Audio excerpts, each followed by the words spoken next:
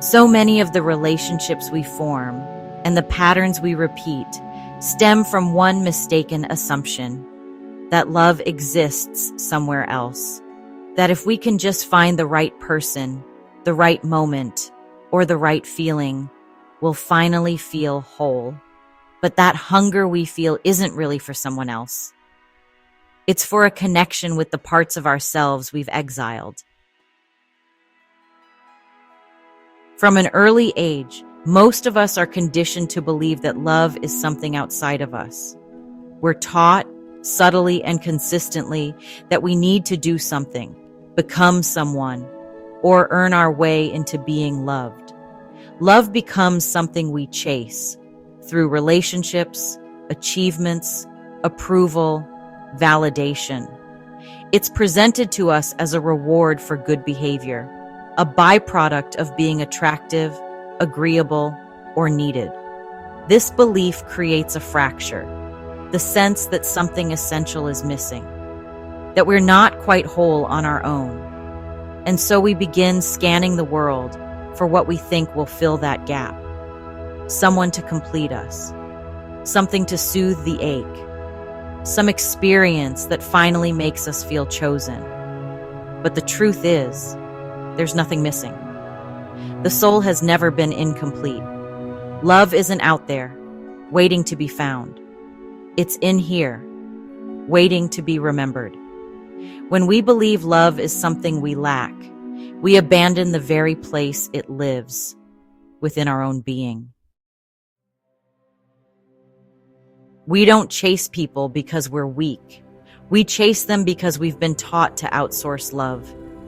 We seek validation because we've been programmed to measure our value through someone else's attention.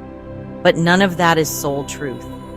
Those are survival mechanisms, unconscious strategies passed down through generations and built into the fabric of culture.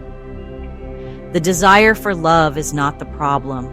It's the compass. It's pointing back toward the part of you that's forgotten its origin. Love doesn't arrive from the outside to fix you. It emerges from the inside the moment you stop looking outward for permission to feel whole. Wholeness isn't something you achieve after enough healing. It isn't a prize that comes when the past is cleaned up or when someone finally stays. Wholeness is your natural state. It's what remains when the illusion of lack is removed.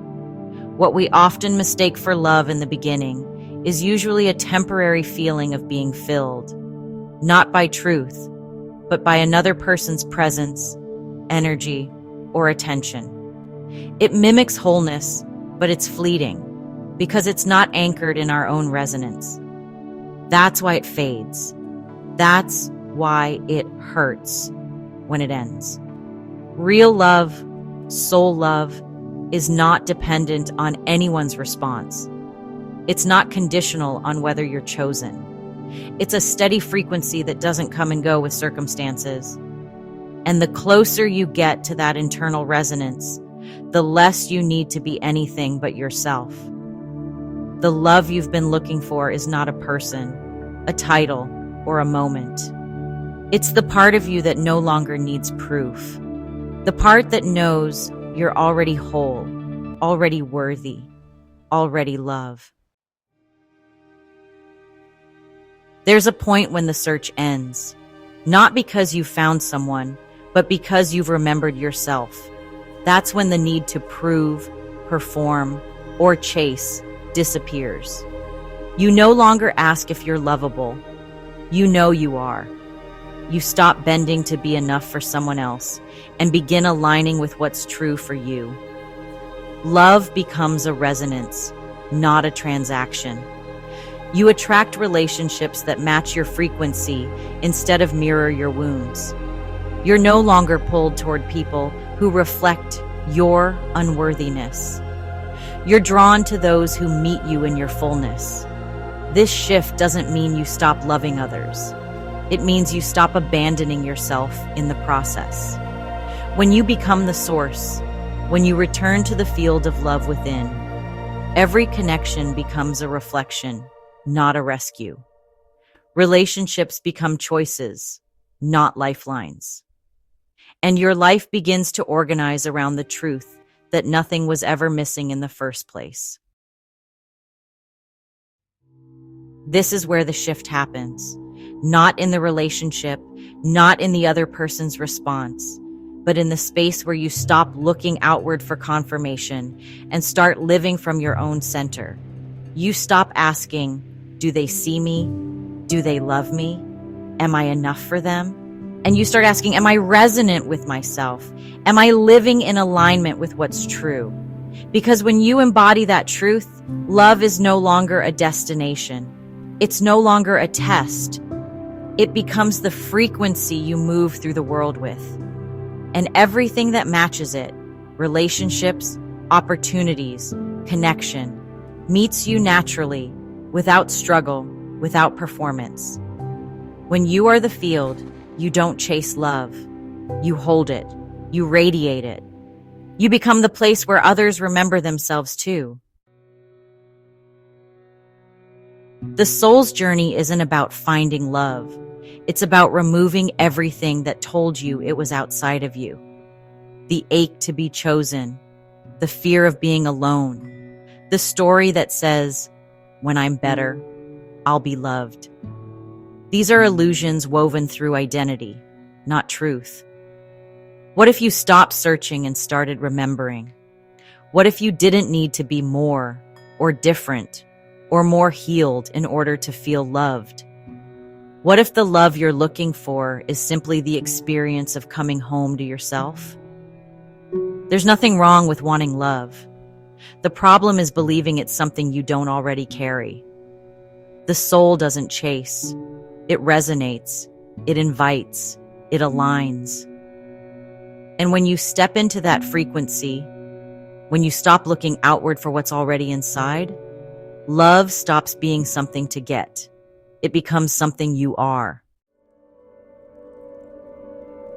So let's say this out loud. You were never too much. You were never not enough. You were never lacking anything but the remembrance of what you already carry. The soul isn't on a journey to get something. It's on a journey to remember itself.